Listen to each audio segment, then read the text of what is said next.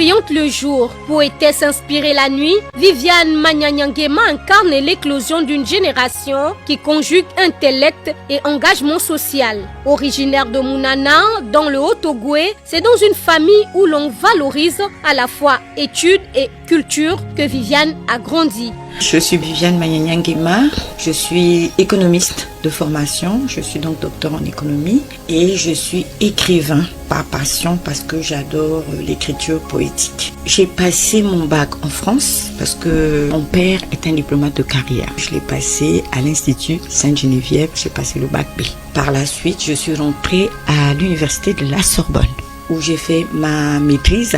En ce moment, on appelle ça un master. À l'époque, ça s'appelait la maîtrise. Donc, j'ai fait une maîtrise d'économie de développement. Et après, j'ai fait un 2A. À l'époque, ça s'appelait diplôme d'études approfondies, un 2A. Bon, en ce moment, c'est l'équivalent d'un master 2 d'économie approfondie, option Afrique. Et puis, j'ai décidé de faire un doctorat assez mathématique, porté sur l'agriculture, mais en utilisant un modèle d'équilibre général calculable. Ce sont des modèles économiques, c'est des économistes qui les utilisent. Voilà, c'est pour faire des impacts de choc. Voilà, c'est de l'économie, c'est tout. Quelques instants après que j'ai soutenu ma thèse, j'ai été nommée au ministère de l'économie en 2000. Donc depuis lors, je fais de l'économie. En 2004, je suis nommée conseiller du ministre de l'économie forestière jusqu'en 2010. En 2010, je suis nommée directeur général des petites et moyennes entreprises parce que j'ai envie de développer l'entrepreneuriat, le secteur privé. C'est toujours de l'économie, mais c'est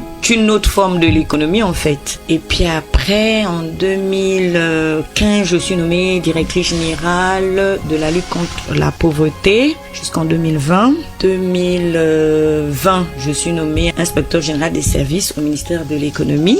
Depuis 2023, je m'occupe des bourses de valeur. Sa passion pour la poésie est le fruit d'une double influence, celle de sa mère qui l'a toujours encouragée à s'exprimer et celle de son professeur qui a su nourrir son amour pour des mots. La passion donc est née d'un père qui aimait beaucoup la poésie et ma mère, elle est éducatrice préscolaire qui adorait apprendre à mes frères des poèmes. La récitation a toujours été ma matière préférée, j'ai toujours été la première de la classe, j'adorais réciter. Il y a quelque chose qui fait que j'adore les poésies mais je n'écrivais pas les poèmes. Donc j'ai écrit mon premier poème quand je suis arrivée en 6e au lycée Mba. J'ai eu un prof formidable qui nous a fait écouter un très très bon poème que j'ai gardé toute ma vie, Souffle de Dirago Diop.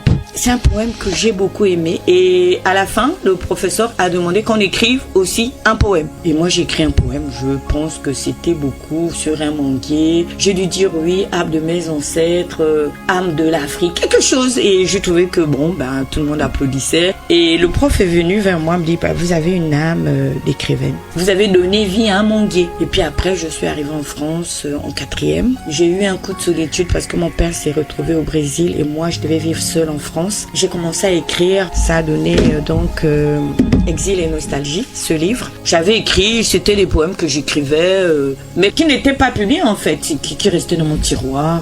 En 2009, elle décide donc de rendre publiques ses premières œuvres et publie son premier livre intitulé Belle Enfance. Le premier livre publié, c'est Belle Enfance. Il a été publié en 2009. J'ai rappelé l'éditrice et je lui ai dit que, ok, on va éditer beaucoup d'événements, mais je garderai peut-être en mémoire la présentation de Belle Enfance.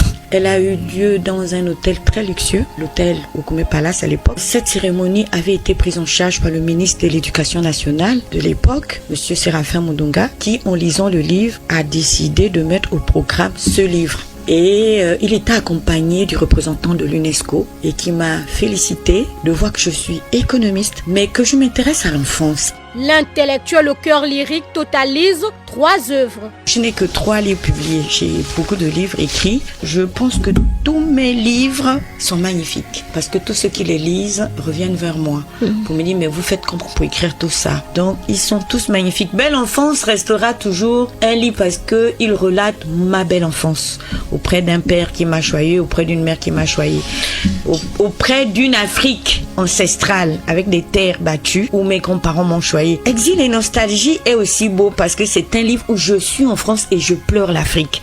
Et pourtant, je vis dans un quartier luxueux qui s'appelle La Défense. C'est des buildings.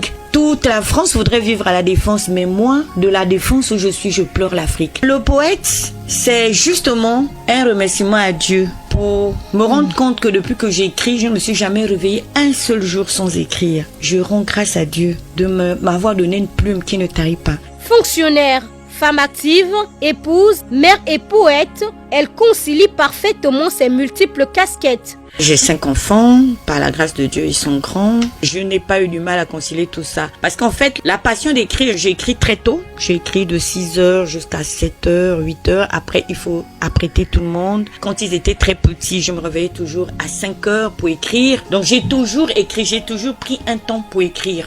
À ceux et celles qui ont des passions et qui hésitent à les exprimer, elle encourage. L'écriture est avant tout un appel intérieur. Donc, je ne peux qu'encourager toute femme qui a envie d'écrire.